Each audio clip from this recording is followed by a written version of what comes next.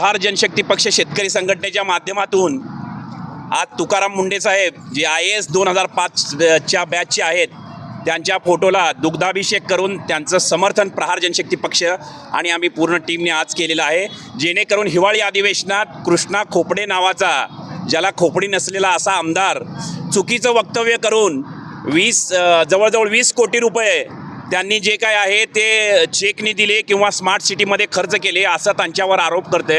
20 वर्षाच्या काळामध्ये 24 बदल्या होणारे हे अधिकारी एकमेव एकनिष्ठ माणूस, आपल्या पदाशी एकनिष्ठ, अति प्रामाणिक असणारे असे तुकाराम मुंडे साहेब यांच्यावर जे बेबुनियाद आरोप केलेले आहेत त्याचं आज आम्ही प्रहारच्या वतीने खंडन करत आहोत।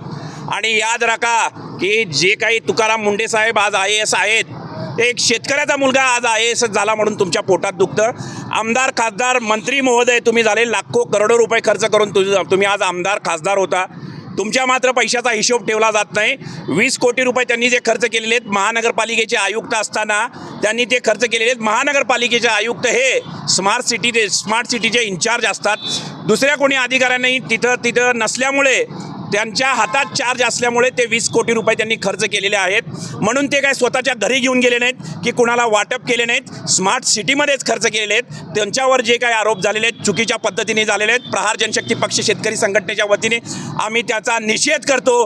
आणि कृष्णा खोपडे जो काही आमदार आहे तो काही इमानदार आमदार नाही आहे, 60 बुद्धी नाटी झालेली आहे, त्यांचं 60-70 वय असेल माझ्या मते, ज्यावेळेस 60 वय होतं त्यावेळेस 60 बुद्धी नाटी होती आणि कुणावरही आरोप करत सुटायचं। सोलापूरमध्ये असताना सुद्धा त्यांनी पंढरपुराचे VIP दर्शनाला विरोध केला होता, आमदार कदमांच्या विरोधात त्यांनी वाळूच्या विरोधात मोठं रणशिंग फुंकलं होतं।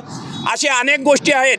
तानाजी सावंत जे काही आरोग्यमंत्री होते त्यांच्या विरोधात सुद्धा त्यांनी रणशिंग फुंकलं होतं। मंदा म्हात्रे जे काही ते एक आमदार होते त्यांच्या विरोधात सुद्धा त्यांनी रणशिंग फुंका। असे अनेक आमदार खासदारांच्या विरोधात तुम्हाला हा अधिकारी पचत नाही, हा अधिकारी कुणाला मॅनेज होत नाही, हा अधिकारी कुणाच्या घरी जेवायला जात नाही, हा अधिकारी कुणाकडनं काही घेत नाही, म्हणून त्याच्या विरोधात रणशिंग जे फुंकलेलं आहे तुम्ही त्यांना निलंबित करा। याद राखा, प्रहार जनशक्ती पक्ष महाराष्ट्र राज्य पेटून ठेवल्याशिवाय राहणार नाही, या माध्यमातून मी आपणाला सांगू इच्छितो। आणि तुकाराम मुंडेंचं समर्थन करतो आणि कृष्णा खोपडे जे काही आमदार आहेत त्यांना घरी बसवा, ते BJPचे आमदार 60 बुद्धी नाटी झालेले आहेत, त्यांचा निषेध करतो। धन्यवाद।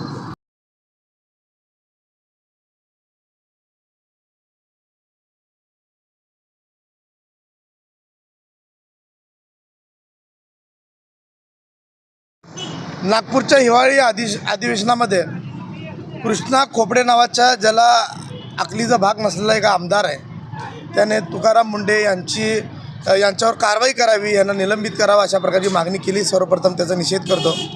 एकीकडे आपण बघता की काही अधिकारी जे राजकारण्यांचे बगलबच्चे असतात, पिल्लू म्हणून काम करतात, त्यांना मात्र ज्यांना डोक्यावर घेऊन नाचण्याचे काम काही राज्यकर्ते करतात, परंतु जे अधिकारी कुठल्याही भ्रष्टाचारामध्ये कुठल्याही गोष्टीत मॅनेज होत नाही, कुठल्याही आमदाराचं ऐकत नाही, जो बेकायदेशीर काम करणाऱ्या आणि अशा अधिकाऱ्याचे मात्र नशिबी 24 वेळा बदलीची परिस्थिती येते, याचा मात्र जे आहे ना तपास आता होणं गरजेचं आहे। एकीकडे राज्यातील भ्रष्टाचाराचे प्रमाण दिवसेंदिवस वाढत असताना त्यावर भारतीय जनता पार्टीचे आमदार खोपडे बोलत नाही, यांची खोपडी त्या ठिकाणी चालत नाही, परंतु मागं काही ते महापालिकेचे आयुक्त असताना काही झालं म्हणून आज ते म्हणजे 5-10 वर्षानंतर उठून या ठिकाणी सभागृहात बोलतात।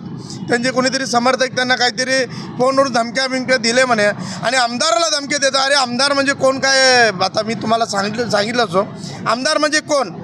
तुम्हाला जनतेने निवडून दिलं, तुम्ही नौकर आहात हे सुद्धा तुम्ही लक्षात घ्या। IAS अधिकारी असणारे तुकाराम मुंडे यांनी ज्या काही निर्णय वारंवार घेतलेले ते जनतेच्या हितासाठी घेतले। सोलापुरात सुद्धा विजय देशमुख आमदाराबरोबर त्यांचे वाद झाले, शेवटपर्यंत त्यांनी कलेक्टर ऑफिसचा मागचा रस्ता सोडला नाही, ते रस्ता बनवल्याशिवाय राहिले नाही। एकंदरीत ते जनतेच्या हितासाठी काम करतात, अशा अधिकाऱ्यांसोबत